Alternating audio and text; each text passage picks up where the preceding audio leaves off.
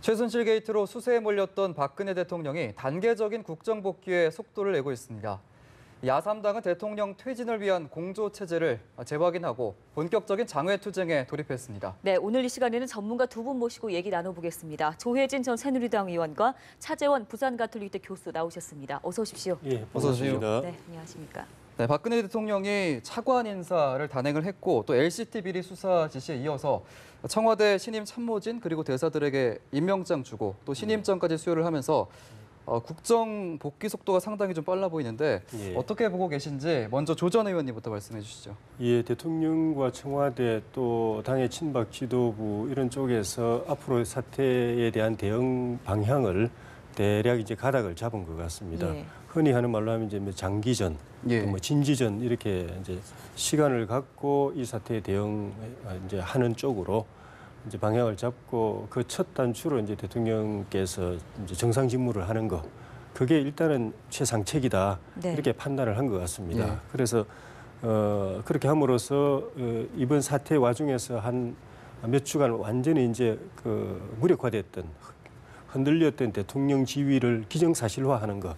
그러니까 쉽게 말하면 바깥의 촛불 민심은 당신은 우리 대통령 아니야. 예. 그런데 내가 대통령이야. 이제 이렇게 이제 그런 태도를 이제 보이시면서 이 촛불 그 전국 이 민심을 일단 정면 돌파해야 된다는 쪽으로 방향을 잡고 대통령이 일단 앞장서고 당에서도 이제 지원하고 바깥에 있는 지지 세력들도 같이 이제 호응하는 그런 쪽으로 방향을 잡은 것 같고 그렇게 보면은 전국 수습책으로 그동안 논의되어 왔던 대통령의 그 이선 퇴진과 권한 대행 체제 출범 또는 거국 내각이나 책임 내각 예. 그 출범을 통해서 책임 총리에게 권한을 위임하는 거 이런 거는 이제 그런 의사는 별로 없는 상태인 것 같고 결국 이제 장기전으로 들어가는데 대통령이나 청와대가 이렇게 판단하게 된 데는 여러 가지 요인이 있지만은 그동안에 야당이 이 사태 대응을 제대로 잘 못해가지고 여러 번 그 탄핵을 법적으로 헌법적으로 할 수 있는데도 이제 안 했다든가 또 그 과정에서 또 야권 내부에 이제 균열이 생겼다든가 또 그 야당 지도부의 흔히 말하는 헛발질들 이런 예. 것들이 이 코너에 몰렸던 대통령과 청와대로 하여금 이게 틈새를 보게 하고 예. 우리가 이렇게 장기전으로 가도 되겠구나 하는 그런 판단을 하게 만드는 요소가 됐다고 봅니다. 네, 전면적으로 지금 국정 복귀에 나선 네. 모습이잖아요. 다음 네. 주에 있을 국무회의도 진행을 하게 될 것 같거든요. 네, 유력하게 예. 방안이 검토되고 있는데 예. 시기상조란 얘기가 있어요. 충돌 가능성 없겠습니까? 충돌 가능성이 분명히 있죠. 예. 그런데 그 박근혜 대통령 입장에서는 아마 본인이 이렇게 지금 이 전국의 주도권을 다시 회복해야 되겠다고 생각한 데는 아마 여러 가지 이유가 있을 겁니다. 제가 봤을 때 첫 번째는 이 박근혜 대통령이 2차 사과 때 이야기를 하지 않았습니까? 이 특정인이 그 위법 행위를 저지르고 이권을 뭐 또 챙겼다고 하면서 일종의 이 최순실 씨에게 자신은 좀 당한 피해자 같은 그런 느낌을 그 분명히 보였고 예. 또 하나는 이 본인이 그러니까 지금 일종의 피해자인 거죠. 그렇기 때문에 자기가 지금 이제 이 상황에서 전국을 이렇게 끊어놓을 수 없다는 생각을 분명히 갖고 있는데 그 바탕에는 또 하나의 그 이야기가 있습니다. 그건 뭐냐면 이 지금 이제 전국 국정이 최순실 그 국정 그 농단 때문에 전국이 상당히 혼란스럽지 않습니까? 그렇기 때문에 자신이라도 중심을 잡아서 지금 전국 혼란을 조기에 수습해야 되겠다는 그런 의지가 강한 것 같고요. 그리고 지금 여기서 한 번 더 밀린다고 하면 말 그대로 이 대통령이 정치적 항복할 수밖에 없다. 대통령을 내놓을 수밖에 없다는 그런 또 상당한 이 절박감도 있기 때문에 이 강력하게 자신이 국정을 주도해야겠다는 의지를 내세우고 있는 것 같은데요. 내일 지금 최순실 씨의 그 공소가 제기가 되지 않습니까? 그 공소장에 지금 오늘 보도를 보면 박근혜 대통령이 피의자로 특정된다고 지금 여러 지금 언론들이 보도를 하고 있는데 만약에 지금 박근혜 대통령이 피의자 신분으로 그러니까 변하게 될 경우 과연 대통령으로서 지금 사실 어떻게 국민들로부터 정치적 탄핵을 받은 데 이어서 법적으로도 상당히 그러니까 통치에 대한 정당성을 많이 상실하게 되는 그런 상황이 처하기 때문에 이 박근혜 대통령의 생각과 의지와는 달리 과연 그렇게 지금 이제 국정을 주도할 수 있는 이 그런 그 여러 가지 그 정당성을 확보할 수 있느냐는 측면에서는 조금 좀 회의적인 시각도 없지 않은 것 같습니다. 예. 최근에 지금 사흘 동안 단기적으로 착착 진행되는 모습이잖아요. 예. 오늘 촛불 집회 앞두고 시기적으로도 좀 어느 정도 계산이 됐다고 볼 수 있겠습니까? 그렇죠. 지금 이제 그러니까 지난 그 12일 날 100만 촛불 민심이 한 목소리로 모여서 이야기한 것이 박근혜 대통령 퇴진이었지 않습니까? 그러나 박근혜 대통령 입장에서는 그것이 전체의 민심이 아니라고 생각하실 수도 있죠. 네. 그리고 지금 이제 이 샤이 트럼프라는 말 아시잖아요. 예. 그러니까 예. 미국 대통령 선거에서 이 막말하는 그 트럼프에 대해서 대놓고 지지는 못하는 그러나 숨어 있는 표들이 많다. 예. 말 그대로 본인 생각에도 샤이 박근혜 표가 제법 있을 것이라고 아마 나름대로 위안을 갖고 계신 것 같아요. 그래서 본인이 지금 현재 이렇게 버티고 이 전국을 주도해 나간다고 한다면 충분히 전국의 반전의 기회는 올 수 있다. 그런 생각을 하시는 것 같아요. 그래서 그 지금 이제 오늘 지금 그 다시 또 촛불 민심이 모이기로 돼 있습니다만은 네. 아마 그 대통령 생각에는 자신이 중심만 잡고 나간다고 한다면 이번 촛불 심지도 넘어갈 수 있다. 그리고 제가 봤을 때는 지난 12일 날 촛불 민심을 보고 난 뒤에 나름대로 박근혜 대통령 주위에 있는 참모들이 다 바뀌었지 않습니까? 그 참모들이 나름대로 질서 있는 이 대책들을 많이 지금 강구를 하고 있는 것 같아요. 그런 데 대해서 상당히 자신감을 회복한 것 같고 예. 그러나 오늘 뭐 과연 어떤 양상으로 진행될지를 지켜봐야 박근혜 대통령의 그 생각이 통할지 안 통할지가 아마 결정날 것 같습니다. 예. 지금 한국갤럽 여론조사 결과 보니까 예. 지지율 3주 연속 5% 그대로 그쳐 있습니다. 예. 이 점과 지금 내일 최순실, 안종범, 정호성 한꺼번에 지금 기소할 것으로 보이지 않습니까? 예. 이 공소장에 과연 박근혜 대통령의 역할이 어떻게 이제 기재가 되는지에 따라서 예. 이번 주 내일 굉장히 큰 어떤 고비가 될 것 같은데 어떻게 전망하시는지요? 이번 주 중에도 사실은 그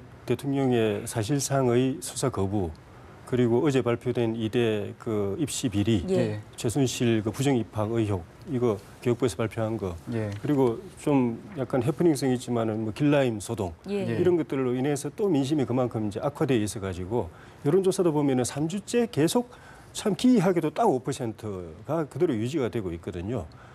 이걸 보면은 이게 일시적인 민심이라고는 보기가 어렵고 네.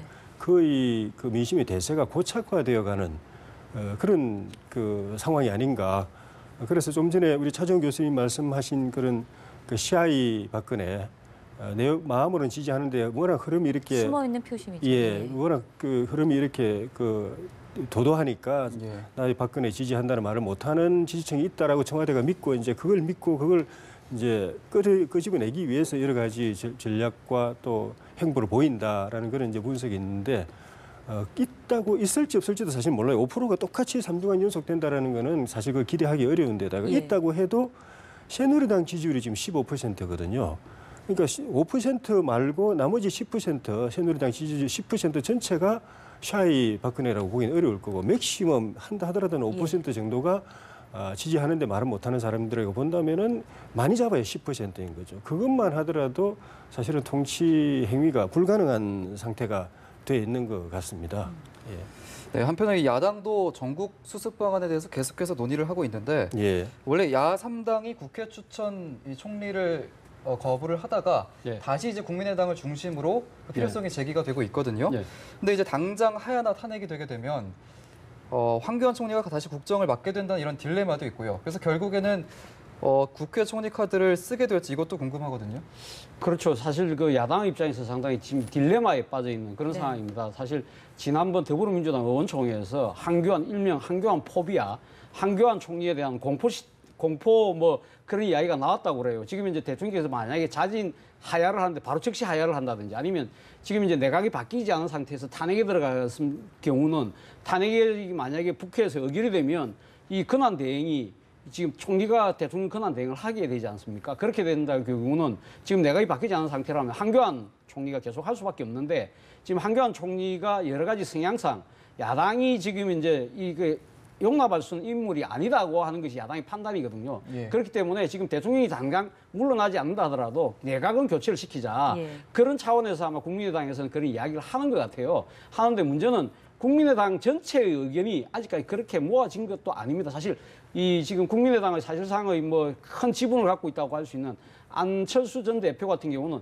대통령의 적극적인 퇴진을 강하게 요구하고 있지 않습니까? 그리고 무엇보다도 지금 이제 야권이 힘을 합치려고 하면 더 많은 의석을 갖고 있는 더불어민주당의 동의를 구해야 되는데 더불어민주당 같은 경우는 지금 이제 범죄 혐의를 갖고 있는 대통령하고는 같이 대화 타협을 하지 않겠다는 예. 뜻을 분명히 하고 있거든요. 그리고 또 하나는 과연 지금 현재 지난주에 박근혜 대통령이 국회를 찾아가서 그 국회 추천한 해달라 총리를 그렇게 제안했지만 야당이 거부를 했지 않습니까? 그럼 지금 야당이 지금 이제 다시 그럼 그 카드를 받을게요 할 경우 과연 박근혜 대통령께서 이제는 본인이 지금 전국을 주도하려는 생각이 강한데 그 카드를 받아들이겠냐는 거죠. 그리고 또 하나는 지금 정의당 같은 경우는 박근혜 대통령이 만약에 지금 이제 야당과 타협을 해서 이 국회 출신 총리를 만약에 수용할 경우는 예. 대통령은 나름대로는 전제 조건이 뭐냐, 자신의 임기를 끝까지 채우겠다는 것을 전제하겠다는 생각을 갖고 있기 때문에 야당에서 그걸 받지 말자는 이야기도 있기 때문에 야당의 의견이 통일되기가 쉽지 않을 것 같습니다. 예, 야권에서도 고심이 깊어질 것 같은데요. 일단 오늘 촛불 집회와 좀 여론의 동향을 보고 이제 대응 수위를 좀 정할 것 같습니다. 일단 내일 야권 잠룡 7인모에서 전국 돌파 머리 맞대고 얘기를 한다고 하잖아요. 예. 탄핵 얘기 좀 나올까요? 어떻게 전망하세요? 뭐 탄핵 이야기도 나올 수가 있고 지금 말씀이선 그런 거국내가 빨리 구성해야 된다. 예. 한 번 거부한 적이 있어서 그걸 그 대통령이 제안한 걸 예. 야당이 거부한 적이 있어서 다시 말하기가 조금 체면상하는 부분이 있지만 현실적인 해법은 그거다. 대통령이 빨리 내려오라고 그러면서 내려왔을 때 그 국정을 누가 이끌어갈 것인지 그 대안 제시를 안 한다는 것도 모순이다. 네. 그러니까 그 지금 말씀대로 탄핵이든 하야든 그런 상황에 대비한 그 권한대행과 새 내각 빨리 야당이 추천해야 된다. 대통령이 받아들이든 안 받아들이든 대통령도 안 받아들이기가 쉽지 않을 거다. 이미 국민 앞에 공개적으로 이제 공표한 적이 있기 때문에 그리고 그걸 거둬들인 적도 없기 때문에 야당이 요구하면은 받아들일 수밖에 없을 거다라는 그런 논의도 있을 것 같고 탄핵에 대해서는 야당이 사실은 일찍 그 촛불 광장으로 나갈 게 아니고 시민들은 광장에서 하야를 외치더라도 정치권은 헌법에 규정되어 있는 절차를 밟아서 하야 민심이 헌법적으로 수용되도록 실현되도록 했었어야 되는데 야당이 이런저런 계산이 복잡해가지고 탄핵을 조치를 안 했는데 이제라도 그 절차를 밟으라는 이야기가 거기서 나올 수 있을 것 같고 또 뭐 어떤 분이 얘기하실지는 모르겠지만은 이 시국 수습 체계 하나로 개헌 이야기도 나올 것 같아요. 예, 개헌은 그동안에도 국회에서 논의가 많이 있었고 개헌 모임에 여야 의원이 거의 3분의 2 가량이 가입이 돼 있고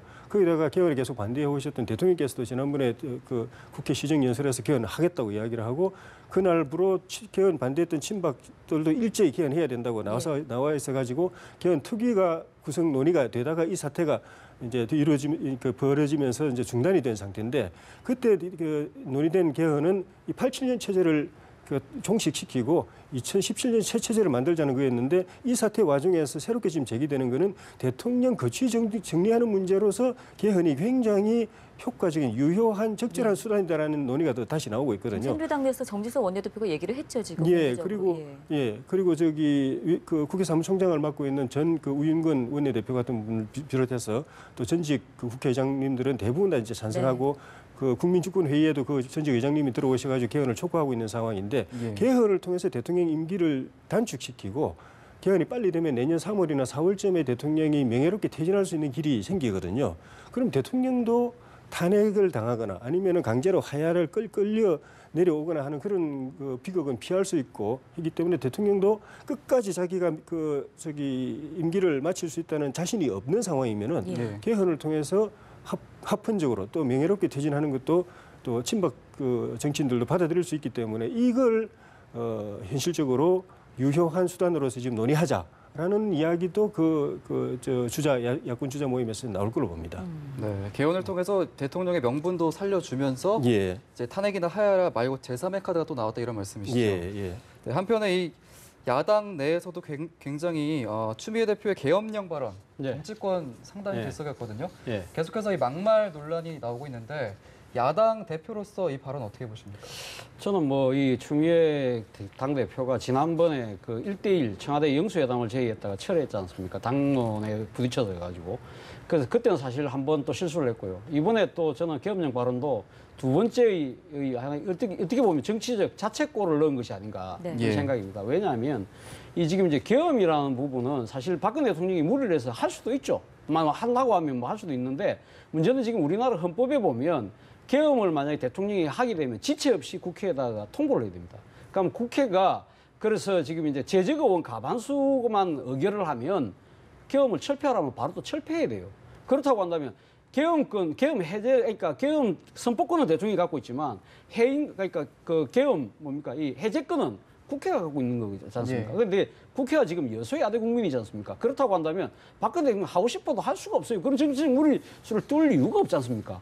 그리고 두 번째는 일단은 지금 그 계엄이 만약에 실시가 된다고 한다면 군이 이 사태의 중심으로 나와야 됩니다. 그러면 대한민국 정치에 있어서 군의 역할, 군이 정치에 들어오는 순간 상당히 비극적인 일들이 많았지 않습니까? 우리 현 정사의 여러 가지 숱한 이 고비고비마다 군이 개입해서 상당한 여러 가지 비극들을 많이 남겼는데, 그리고 87년 체제 이후에 30년 동안 군은 엄격하게 정치적 중립으로 지키면서 군은 진짜 정치에서 완전히 빠져 있는 상황인데 왜 야당이 군을 끌어들입니까?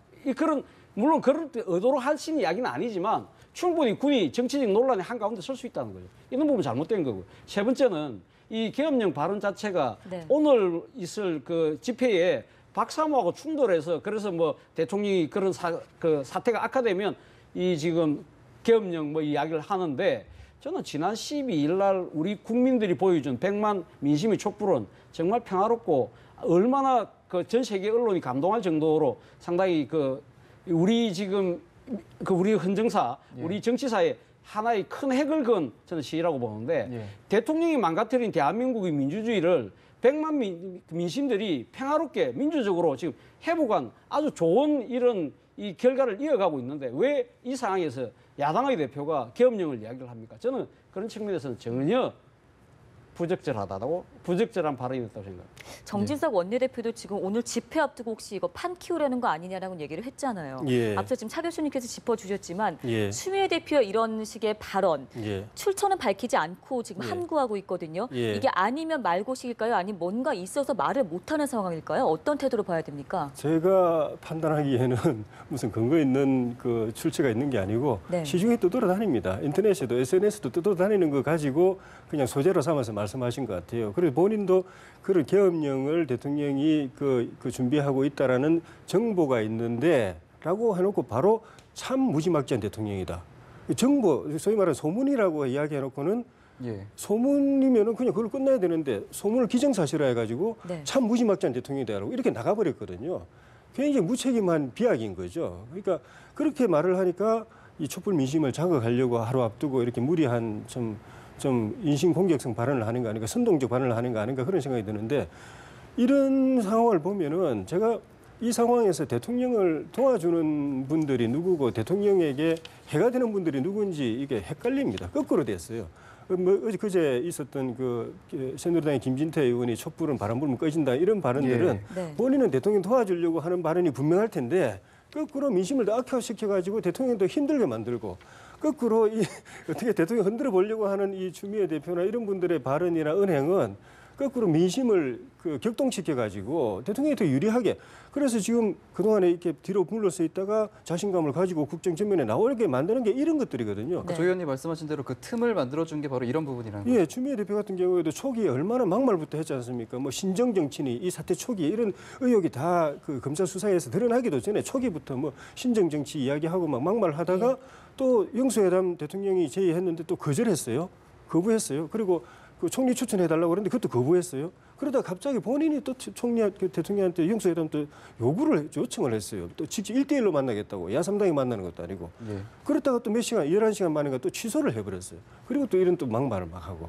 이런 것들이 지금 국민들이 대통령에 대해서 실망하고 있지만은 곧 대선을 앞두고 있기 때문에 다음 정권을 누구에게 맡겨야 되는가, 야당에게 맡겨도 되는가, 야당의 문재인이든 안철수든 누구에게 맡겨도 되는가, 이 고민도 지금 같이 하고, 이 사태에서 그런 사람들이 국민들 앞에서 보이는 행태, 판단력, 정치력, 책임감 이런 것들을 다 같이 판단하고 있거든요. 네. 근데 지금 뭐 야당이 하는 행동을 보면은 이런 사태를 이렇게 끌고 가는 거는 촛불 민심인데 야당이 한 거 없습니다. 그런데 마치 야당이 주인인 것처럼, 예를 들면 우상호 원내대표, 제가 개인적으로 굉장히 좋아하는 분인데 실망스럽게도 대통령 보고 시킨 대로 안 하면은 시킨 대로 하면은 목숨은 살려주겠다, 뭐 이런 말을 하고, 대통령의 목숨이 촛불 민심에게 있는 거 야당 원내대표한테 있는 거 아니지 않습니까? 그리고 말 안 들으면은 퇴임 이유도 보장 못한다 이런 말을 하고, 그 야당이 마치 이 모든 사태를 만드는 주도권을 만들었고 행사하고 있는 듯이 그렇게. 그거는 국민들이 볼 때 정말 오만한 행태고, 이런 것들이 나중에 대선 과정에서 수권 정당으로서 신뢰를 받느냐 못 받느냐에서 국민들이 냉정하게 채점해가지고 그래서 이 과정에서 저는 야당이나 문재인 대표나 이런 분들은 저는 점수 까먹고 있다고 봅니다. 네. 가만 그냥 갔으면은 예. 내년 내 정상적으로 대선했으면은 굉장히 정권 교체 유리한 상황이었는데 이 사태가 자기들은 초기에는 또 빨리 정권 먹을 수도 있겠다, 또 손쉽게 먹을 수도 있겠다고 생각했는데 이 과정에서 그분들이 보이는 행태에 대해서 국민들이 냉정하게 판단하고 그 국민들이 보는 데서 계속 헛발질하고 그래서 오히려 악재가 되는 것 같아요, 그분들한테는. 네. 예. 내뱉는 단어들이 굉장히 거칠고요. 사실 친박 지도부도 요즘 조금씩 이제 계속 강경반을 쏟아내고 있는 것 같아요. 예. 이정현 대표 목소리도 상당히 톤도 높아지면서 인터뷰를 하고 있는 모습인데 글쎄요. 새누리당 지지율 앞서 얘기해 주셨지만 하락세가 가파른 상황이거든요. 예. 그럼에도 불구하고 지금 지도부 사퇴 얘기는 꾸준히 나오고 있지만 예. 이정현 대표 꼼짝 않고 있습니다. 먼저 차 교수님 보실 때 이런 상황은 어떻게 전망하십니까? 이정현 대표의 목소리가 높아지는 이유는 아마 그 위기감이 더 커지기 때문에 예. 본인이 더 큰 목소리를 내는 거 아닌가 하는 생각인데요. 사실 어제 박명재 사무총장이 퇴진을 하지 않았습니까? 사무총장직을 내놨는데 지금 뭐 박명재 사무총장이 이전에 뭐 나경원 인재영입위원장을 비롯해서 많은 당직자들이 지금 벌써 지금 당직을 지금 사퇴를 하고 있거든요. 그런데 사실 뭐 지금 당무를 총괄하는 사무총장의 지금 퇴진은 아마 제 생각에는 이정현 대표한테는 상당히 큰 정치적 타격이 되지 않을까 합니다. 근데 사실 뭐 박명재 사무총장이 퇴진하는 이유 중에 하나는 당 사무처 직원들이 한 목소리로 지금 당 지도 체제의 그러니까 물러나라는 지금 요구를 하고 있는 거 아닙니까?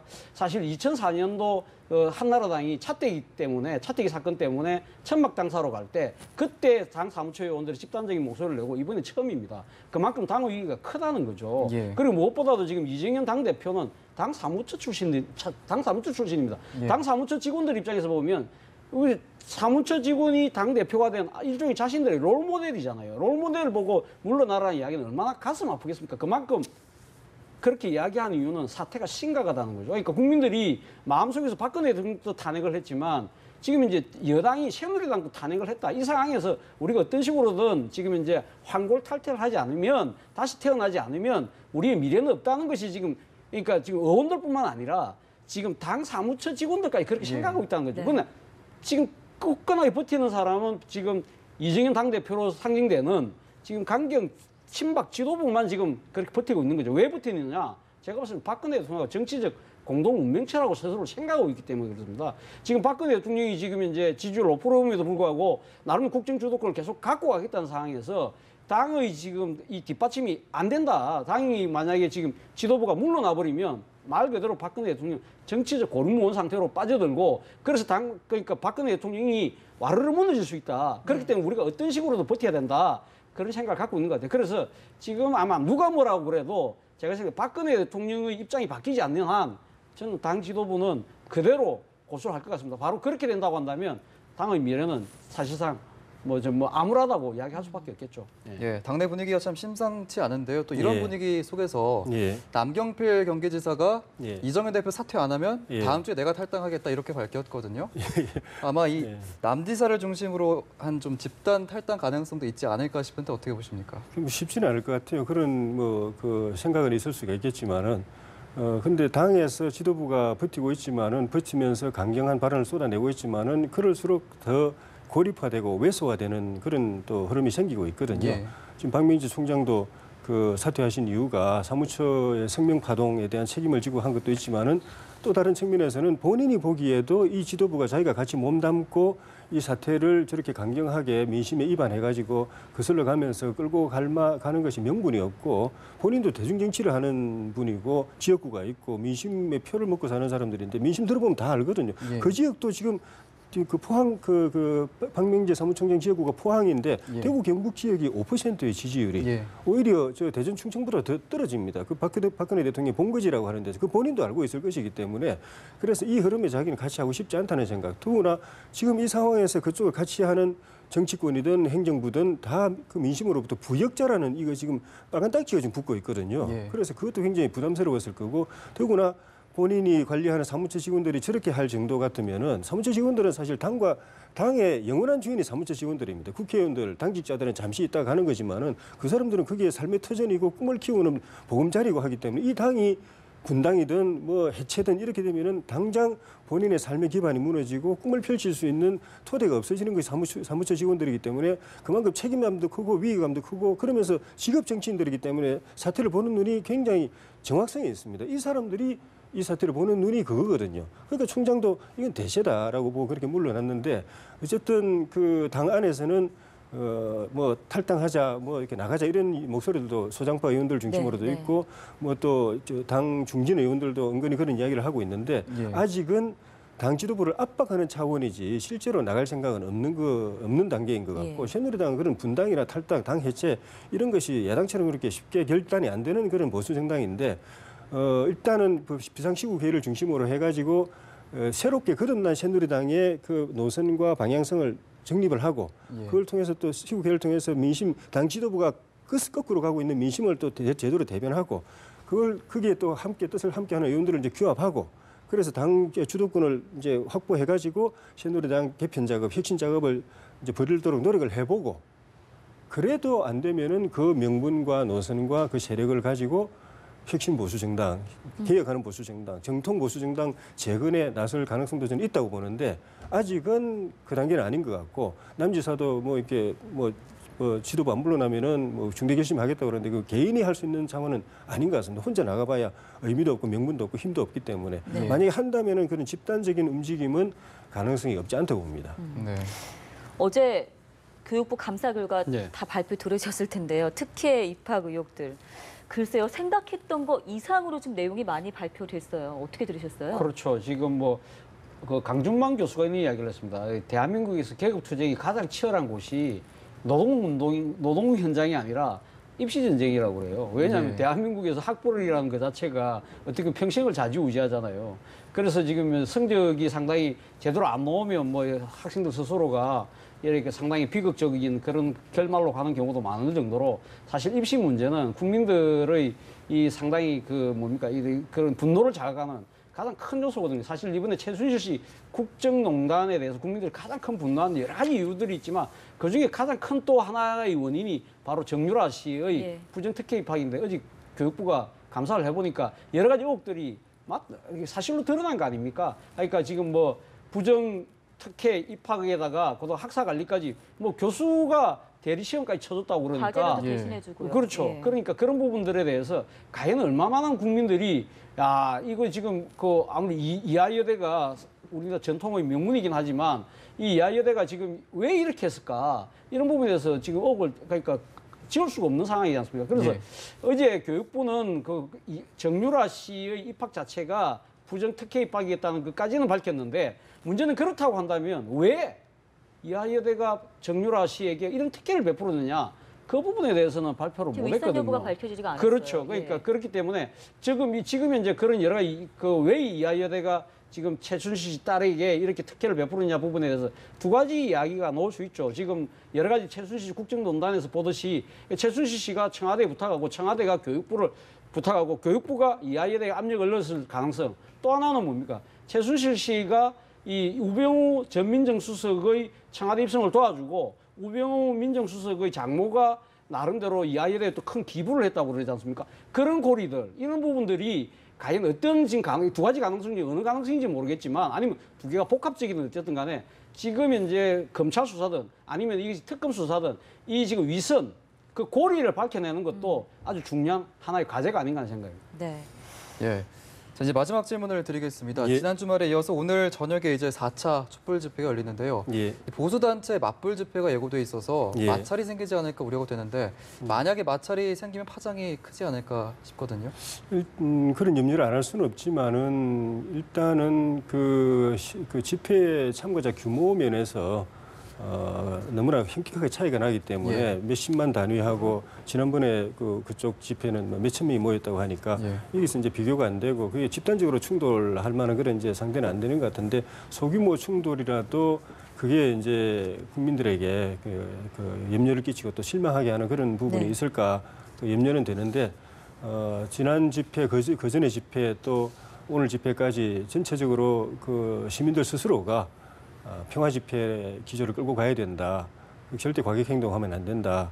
그리고 혹시라도 저 상대 진영에서 그런 걸 촉발해가지고 자극해가지고 심지어 뭐 프락치 이야기까지 나와가지고 뭐 들어와서 막 그냥 시위 군중인 척하면서 그런 일 벌여가지고 불행한 사태를 촉발할 수도 있으니까 그런 것까지 경계하자고 할 정도로 시민들이 각별히 그렇게 노력하고 있기 때문에 그런 일은 안 벌어질 걸로 보는데 이제 문제는 이제 이 집회가 오늘 내일 이제 결정적인 건 이제 26일 집회 같아요. 내일 오늘 이제 모이고 26일에 이제 대규모 집회를 할 것 같은데 그 이후가 어떻게 될 것인가. 동절기에 접어들면서 날이 추워지고 하는데 날이 따뜻하더라도 국민들이 주말마다 이렇게 나와서 시 집회를 할 수 있을 만큼 그렇게 생계가 민생이 그렇게 여유 있고 편안하지 않거든요. 그 국민들이 한 두세 번 나와서 이렇게 의사 표현해 줬으면은 대통령과 정치권이 빨리 정리를 해줘야 되는데 계속 이렇게 강경 대치 국면에 계속 하는데 국민들이 계속 주말마다 나와야 되느냐. 한겨울에 추위에 떨면서 그렇게 100만 명이 모여야 되느냐. 이런 부분에 대해서 빨리 정치권이 오늘 집회하고 다음 주 집회까지 보고 또는 그 사이에 탄핵이든 또는 개헌이든 또는 뭐 국내각이든 빨리 대안을 세워가지고 이 사태를 국민들이 광장에 안 나와도 해결되도록 하는데 정치권이 책임 있는 역할을 해줘야 될 상황인 것 같습니다. 네, 알겠습니다. 아무쪼록 오늘 집회도 평화적으로 잘 마무리가 됐으면 좋겠습니다. 자, 이렇게 해서 조혜진 전 새누리당 의원 그리고 차재원 부산 카톨릭대 교수와 얘기 나눠봤습니다. 고맙습니다. 고맙습니다. 네, 고맙습니다.